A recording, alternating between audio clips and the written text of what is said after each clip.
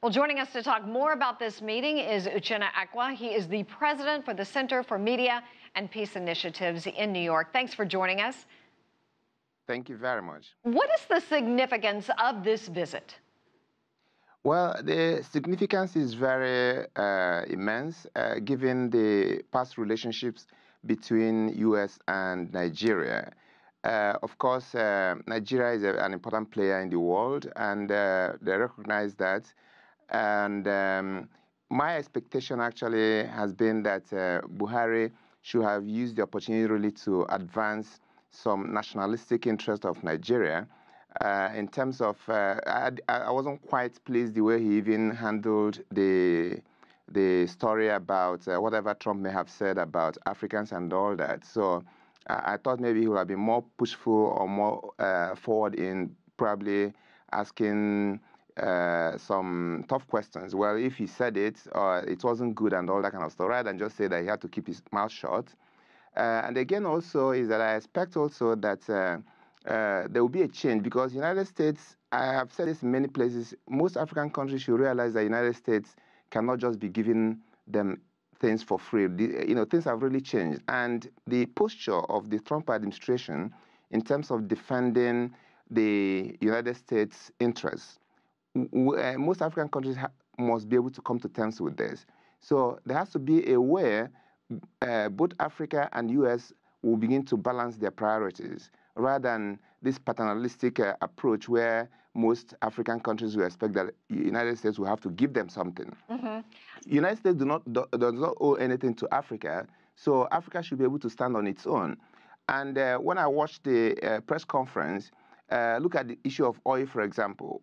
There is need for Nigeria to diversify its economy, to shift from a mono economy that's just based on oil, because in the next couple of years, oil will be probably not relevant anymore, because with the green economy and technology, even when perhaps we have electric cars and all over the place, Nigeria is going to be in a very deep shade. Let me ask you something. I just wanted to jump in here. Do you think this was a PR move for President Trump?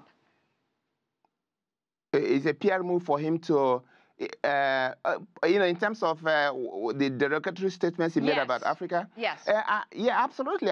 But to be fair to Trump, he didn't even, if you watch the press conference, he reasserted the fact that Africa is not a place perhaps where people should have good life. Maybe there may be some facts about that. Maybe things are horrible in some places and stuff. But I expected even Buhari to have invited him formally to come to Nigeria to see that Nigeria is not a place where people live in holes. Mm-hmm. So there gotta be a way most African countries' leaders should be able to project some measure of nationalism and patriotism to show that they are not the way they are painted in the United States. Because a lot of people in the United States are so ignorant about Africa. Mm-hmm. A lot of people in the United States think Africa is even a country. And inviting Trump to Nigeria will make a lot of difference. Let me ask you about this. Obviously, Nigeria is dealing with some real problems, from terrorism, Boko Haram, security issues, corruption. Buhari has pledged to clean all of this up. Did this visit really benefit him, or is this about the U.S. pumping their products into Nigeria in terms of the agriculture products, and also deals that are going to be struck regarding the rail line? As a matter of fact, the AGOA, the Africa Growth and Opportunities Act, is something that if both countries can really reconsider the spirit about that law and really implement it, that it will kind of shift the paradigm and help a lot of African countries. And that's where, when I talk about self-sustenance, how maybe we can balance the trade between the United States and Nigeria and perhaps the entire African countries. That would be much beneficial to the African countries. So, and talking about even corruption itself, it's a big problem. And what I believe is that, just like Buhari said in the press conference, most of the money that people steal from Nigeria, they find their way in the United States. And I think that there's a way the government here can really be very serious in dealing with this. So it's not just a matter of talking about it, because we've been hearing these things even from when Abacha was there, they recover money and all that.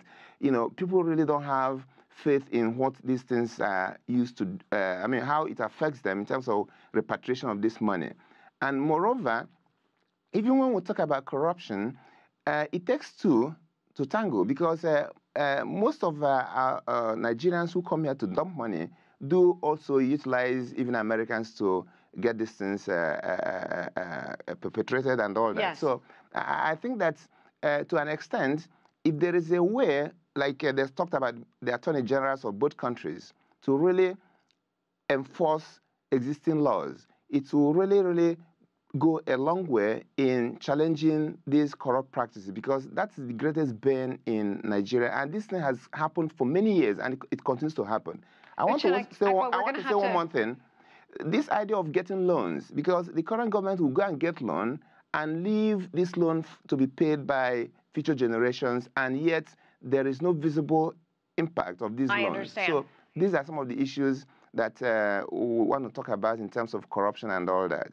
Uchenna Ekwo, we certainly appreciate your time. Thank you so much for joining us.